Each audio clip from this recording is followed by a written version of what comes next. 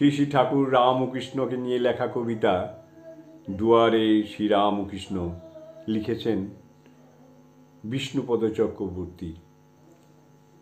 মাগো, দুটি ভিক্ষা পাবো, দুটি ভিক্ষা দেবে গো জননী। বড়ই অক্ষম আমি, খেটে খাই, শক্তি নেই দেহে। কোথা গেলে মা জননী, দুটি ভিক্ষা দিয়ে যাও মাগো। জালালে বুড়ো দেখছি, রোজই আসে পুজোর সময়ে, একটুও পরে নয়, কিংবা নয় একটুও আগে। রোজই তার আসা চায় ঠিক এই পুজোর সময়ে। কত বলি পরে এসো, নয় এসো আরো কিছু আগে, কিছুতে শোনে না কথা, এমনই বেয়ারা হতভাগা।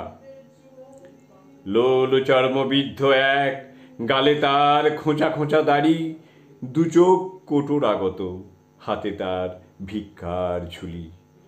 জীর্ণ বস্ত্র, শীর্ণ দেহ, হাত কাঁপে থরথর করে, দেখলে মায়াও হয়, রাগ হয় চিৎকার শুনে, কিছুতেই উঠব না। এই ভেবে বসে থাকি যবে, মিথ্যেই বসে থাকা, চোখ বুঝলে দেখি শুধু তাকে। দুয়ারে চিৎকার চলে, ধৈর্যের বাঁধ যায় ভেঙে, জপ ছেড়ে উঠে পড়ি, ছুটে যায় দুয়ারের দিকে। অতিরিক্ত বেড়েছে সে, আজ তাকে শিক্ষা দিতে হবে। ক্রোধে অন্ধ, দরজা খুলে শিক্ষা তাকে দিতে যাব যেই, দেখি আমি, একি দেখি আমি, কোথায় ভিখারি, এ যে ঠাকুর স্বয়ং। দুয়ারে শ্রীরামকৃষ্ণ, ভিক্ষা প্রার্থী, ভিক্ষা পাত্র হাতে, মুখে তার দুষ্টু হাসি, চোখ দুটি করুণায় ভরা। ভাবখানা এই যেন, কিরে শালা চিনতে পারলি না তো। মুহূর্তে বদলায় দৃশ্য, ভিক্ষাদাতা ভিখারির পায়ে, কেঁদে বলি, হে ঠাকুর ক্ষমা করো, ক্ষমা করো প্রভু। অন্ধ আমি, মূর্খ আমি, অজ্ঞ আমি, তাই তোমায় পারিনি চিনিতে ভিখারির বেশে। অজ্ঞানে তোমায় নিত্য কত ব্যথা দিয়েছি যে আমি, কৃপা করে নিজ গুণে ক্ষমা করো প্রভু। আমার ভিক্ষার পাত্র সীমাহীন অহংকারে ভরা, চূর্ণ করো অহংকার, ভিক্ষা পাত্র পূর্ণ করে দাও।